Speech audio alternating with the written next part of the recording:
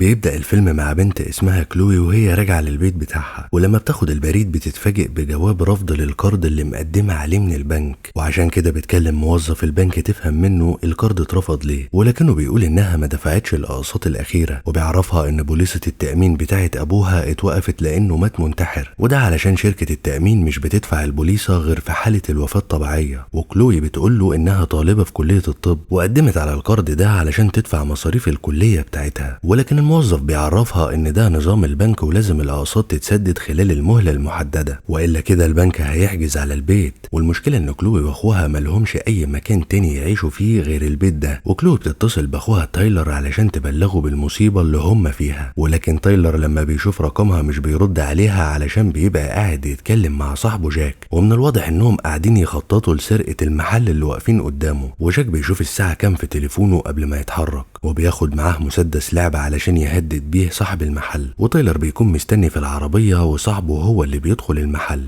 وفجأة بيلاقي جاك قدامه متصاب في كتفه بطلقة، والراجل صاحب المحل خارج وراه وبيضرب عليهم نار، بس الطلقة بتيجي في ازاز العربية، ومن خوف تايلر بيمشي بالعربية بسرعة وبيسيب صاحبه. ولما بيروح البيت كلوي بتلاقي جرح في وشه وظهره بسبب الازاز لما الراجل ضرب عليه نار، وتايلر بيحكي لها على اللي حصل وبيقول لها ان جاك كان معاه وقتها، وكلوي بتتضايق انه لسه على علاقة بجاك، وده لانها كانت مرتبطة بيه زمان، وبيقول لها انه عمل كل ده علشان يساعدها في دفع مصاريف الكلية بتاعتها، لكنه فشل كالعادة وتسبب في موت صاحبه جاك. وفي الوقت ده بتبقى الشرطة وصلت لمكان السرقة، وبيعرفوا من صاحب المحل ان جاك ما كانش لوحده، لكنهم مش بيعرفوا اي تفاصيل عن الشخص التاني، وده لانه كان مقنع ومحدش شافه ولا اتعرف عليه. والظابط بيعرف ان العربية بتاعت الحرامية كان متبلغ عنها قبل كده انها مسروقة، فبيظن ان الحرامي اللي هرب اكيد هيتخلص من العربية بما انها مش بتاعته، وبيطلب من المساعد بتاعه يستدعي الطبيب الشرعي علشان يعاين جثة جاك. وفي الوقت ده بتبقى كلوي لسه قاعدة مع اخوها علشان تعرف منه اللي حصل بالظبط، لان ممكن من خوفه يكون ساب دليل وراه يوصل الشرطة ليه، لكن تايلر بيطمنها انه كان لابس قناع وقت السرقة، وانه لما بعد شوية عن مكان السرقة اتخلص من العربية، لكنه بيفتكر ان في محادثة بينه وبين جاك وهم بيتفقوا على تفاصيل السرقة، وبكده الشرطة هتقدر توصل لتايلر بمجرد ما يفتشوا في تليفون جاك عن اي دليل. وكلوي بتقوله ان الحل الوحيد انهم يوصلوا للتليفون قبل الشرطة، وبتعرفوا ان الحكومة خفضت العمالة الموجودة في المشرحة بسبب عجز في الميزانية، وده معناه ان مش هيبقى موجود هناك غير الطبيب الشرعي بس، وهو اللي هيستقبل كل الحالات اللي هتوصل للمشرحة. وبتقول ان من ساعة تقريبا في بنت عملت حادثة على الطريق،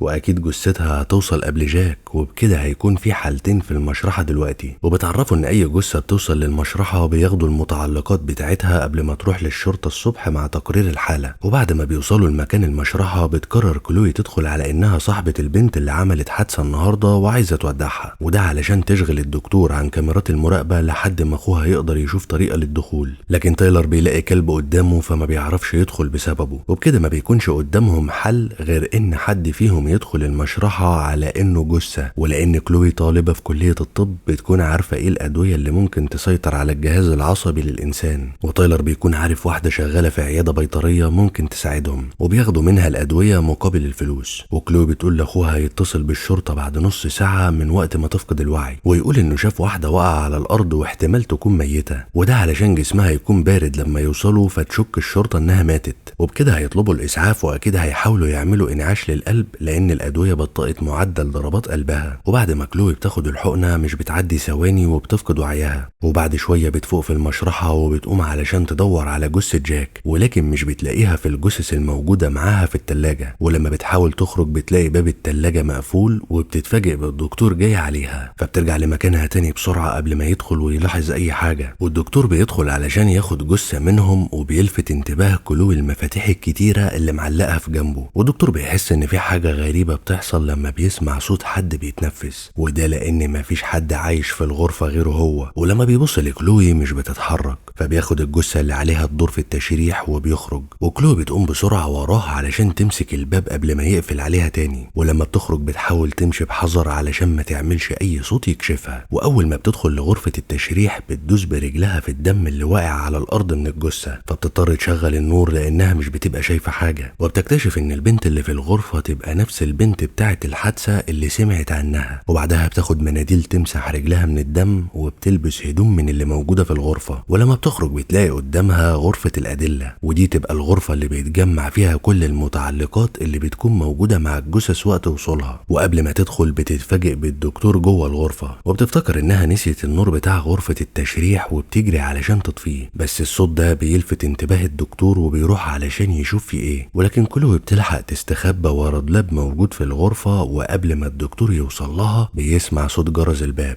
فبيدخل لغرفة المراقبة علشان يشوف مين اللي بيضرب الجرس، فبيلاقي واحد اسمه مانيكس واقف قدام المشرحة، والدكتور بيفتح له الباب من جهاز التحكم اللي بيتحكم في أبواب المشرحة كلها. ولما كلوي بتمشي وراه بتكتشف إن أبواب الخروج كلها مش بتفتح إلا بالمفاتيح اللي مع الدكتور، وبتلاحظ إن الدكتور بيديله صندوق أبيض وبيسأله عن باقي الفلوس، ومانيكس بيقول له إن في شخص كلمه عايز كبد ضروري وهيدفع فيه مبلغ كويس. ومن هنا كلوي بتفهم إن الدكتور بيبيع أعضاء من الجثث لحسابه، وبعدها بتتحرك لحد ما بتلاقي غرفة موجودة فيها جثة مكتوب إنها مجهولة الهوية، وده معناه إن الشرطة ملقتش مع الجثة أي إثبات شخصية. ولما كلوي بتشيل الغطا عن الجثة بيطلع إنه جاك، وبتلاحظ وجود خياطة في جنبه، مع إن جاك كان واخد طلقة في كتفه لما الراجل ضرب عليه نار. وقبل ما كلوي تمشي بتتفاجئ بجاك بيمسك إيدها وبتكتشف إنه لسه عايش، وبيبان من شكل المحلول والأجهزة إن الدكتور كان على علم إن جاك لسه عايش، ومن الواضح إن الدكتور كان سايب جاك على الأجهزة علشان يسرق باقي أعضائه. وجاك بيقول لها إن اللي عمل فيه كده راجل معاه مفاتيح كتير لكنه ما يعرفش هو مين. وفي نفس اللحظة دي بيبقى الدكتور رجع لغرفة التشريح تاني، ودي تبقى غرفة تانية غير اللي موجود فيها البنت بتاعة الحادثة. ولما كلوي بتشوفه مشغول مع الجثة اللي قدامه بتدخل بحذر علشان تاخد المفاتيح منه، بس قبل ما تتحرك بتسمع حد بيكلم الدكتور في التليفون وبيقول له إن مانيكس هيوصل كمان ساعة علشان ياخد الكبد المطلوب. وبكده كلوي لازم تخرج بسرعة علشان الوقت مش في صالحها، وبتقدر تسرق المفاتيح من غير ما الدكتور يحس. وقبل ما تمشي بتروح لجاك علشان تاخده معاها، لكنه مش بيبقى قادر يتحرك بسبب الجرح. وفي نفس اللحظة دي الدكتور بيكتشف ان المفاتيح مش موجودة، فبيظن انه نسيها في غرفة التشريح التانية ولكنه مش بيلاقيها. وقبل ما يخرج بيلاحظ ان الهدوم مش مرتبة زي ما كانت، وبيلاقي مناديل عليها دم موجودة في سلة الزبالة، وده بسبب ان كلوي كانت موجودة في الأوضة دي من شوية. في الوقت ده الدكتور بيشك ان في حد موجود معاه في المكان، وبيتأكد من ده لما بيروح للتلاجة وبيلاقي الجثة مش موجودة في مكانها. وفي الوقت ده بتبقى كلوي لسه بتحاول تفتح باب الخروج،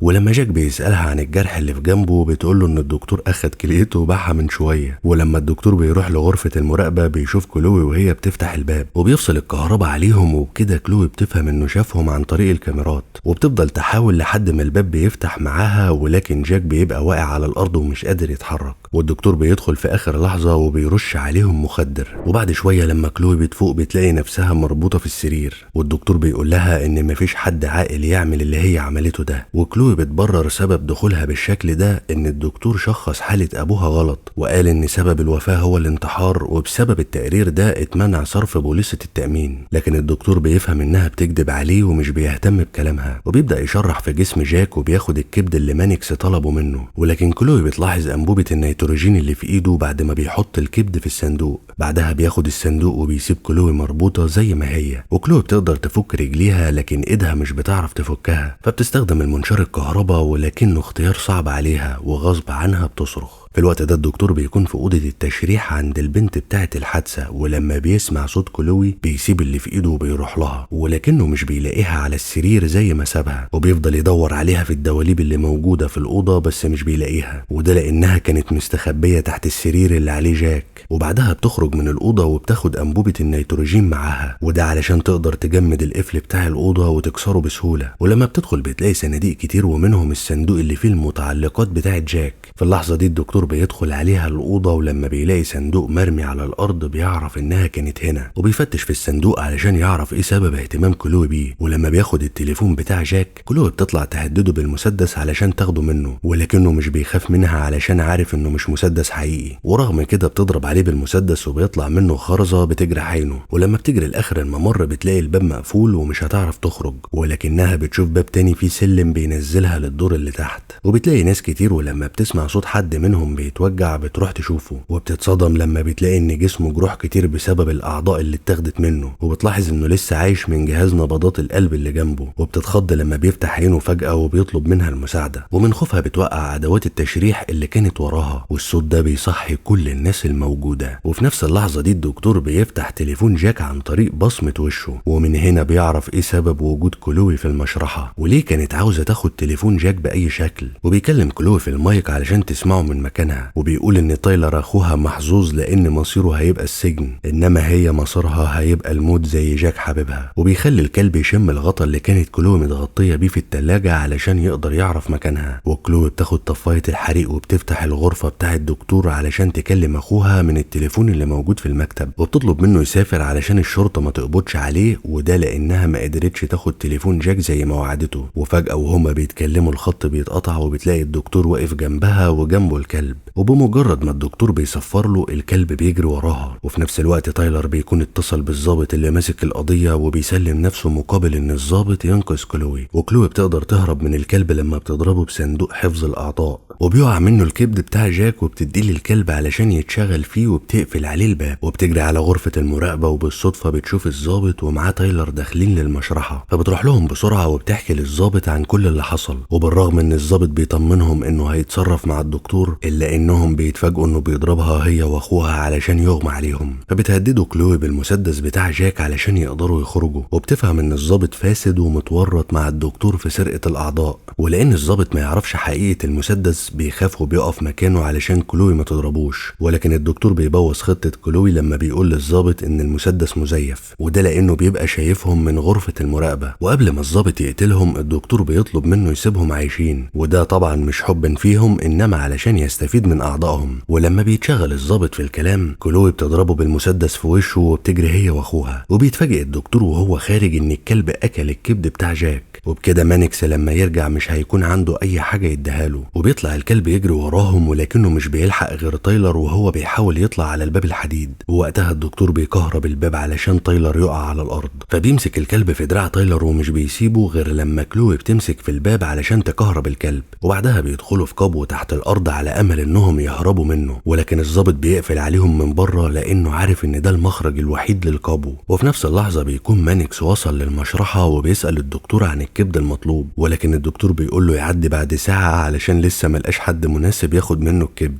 ومانكس بياخد باله من عربية الضابط اللي واقفة، ومن هنا بيفهم ان الضابط هو اللي بيوفر الجثث للدكتور. ولما الضابط بيحس انه اتكشف بيضرب مانكس بالنار. وفي الوقت ده بتبقى كلوي واخوها وصلوا عند فتحة التهوية في الحيطة واللي بترجعهم لغرفة التشريح تاني. ولسوء حظهم بيلاقوا الدكتور والضابط موجودين في الأوضة وبيتكلموا على الكبد اللي الكلب أكله. وبما ان مانكس اتصاب لما الضابط ضربه فبكده الكبد بتاعه اتصاب ومش هينفع، والدكتور بيقول ان التاجر مش هيقبل بكبد مصاب. وللأسف كل الناس اللي موجودة تحت في المشرحة مدمنين كحول، وطبعا أي شخص مدمن كحول الكبد بتاعه بيكون حالته سيئة. والدكتور بيرجع لغرفة المراقبة علشان يكلم التاجر ويعرفه إن مانكس حصلت له مشكلة، وبيطلب منه شخص تاني يجي ياخد الكبد. وفي الوقت ده بيشوف كلوي واخوها وهم بياخدوا مانكس، ولما مانكس بيلاقي كلوي بتساعده بيعرض عليهم فلوس مقابل إنهم يخرجوه من هنا، وطبعا علشان هم في أشد الحاجة للفلوس بيوافقوا يساعدوه. ولكن الدكتور بيرمي عليهم قنابل غاز مسيلة للدموع، وكلوي بتجيب انابيب اكسجين علشان مانكس واخوها وبتطلب منهم يهربوا، وهي بتاخد انبوبة اكسجين وشاكوش وبتستخبى. ولما الضابط بيدور عليهم بيطلع تايلر من تحت السرير علشان يضربه، بس الدكتور علشان لابس ماسك بيقدر يشوفه بسهولة وبيضرب تايلر بصاع الكهرباء. وبيمشي الضابط علشان يدور على كلوي، واول ما بيلاقيها ما بتكونش قادرة تتنفس بسبب الغاز. ولما بتلاقي الضابط قرب منها بتوجه انبوبة الاكسجين عليه وبتكسرها بالشاكوش. وبما ان الضابط كده مات فمن السهل ان الدكتور يتكشف ويتهم بكل عمليات سرقة الأعضاء اللي عملها. ولكن الدكتور بياخد مسدس الضابط وبيموت بيه كل الأشخاص اللي سرق أعضائهم، وده علشان محدش يعترف عليه بعد ما يخلص من كلوي واخوها. وبياخد تايلر لغرفة التشريح علشان ياخد الكبد بتاعه ويسلمه للتاجر، بس كلوي بتلحق أخوها في الوقت المناسب علشان تنقذه قبل ما حياته تنتهي زي جاك. وفجأة بتلاقي الدكتور وراها فبتاخد أنبوبة النيتروجين وبترشها على وشه، ومن شدة البرودة وشه بيتجمد. ولما بتبعده عنها بكل قوتها بيخبط في الحيطة ووشه بيتكسر، ولما بيحاول يقوم علشان يقتل كلوي بيجي مانيكس وبيضربه بالسكينة في ظهره، وكلوي بعدها بتاخد السكينة وبتضربه بيها في دماغه. بعدها تايلر بيقول لمانيكس انهم انقذوه والمفروض يوفي بوعده ليهم ويدفع لهم الفلوس، ولكن مانيكس بيقول له انه انقذ كلوي وبكده هم متعادلين، بس بيعرض عليهم انه هيدفع 25,000 دولار مقابل كبد الدكتور. وبما ان كلوي بتدرس طب قسم تشريح بتقدر انها تنفذ اللي طلبه، وبتعمل في الدكتور نفس اللي عمله في حبيبها جاك وبتاخد كبده. وبيخرجوا هما التلاتة عايشين من المجزرة اللي كانوا فيها، وبيعرض عليهم مانيكس انه يوصلهم بالعربية. وبعد كل ده كلوي مش بتنسى تليفون جاك اللي خلاها تغامر بحياتها وتعيش التجربة دي علشان تنقذ حياة اخوها، وبكده عرفت تسدد الاقساط للبنك وهتحافظ على البيت بتاعهم. وبيخلص الفيلم على كده. وخلينا فاكرين اننا لو ماشيين في الشارع اي كبد نلاقيه لازم نحتفظ بيه. انتوا عارفين الكبد دلوقتي بكام؟ ما تنسوش تعملوا لايك للفيديو لو الملخص عجبكم، ولو حابين تشوفوا الملخصات اللي هتنزل بعد كده اشتركوا في القناة. وسلام.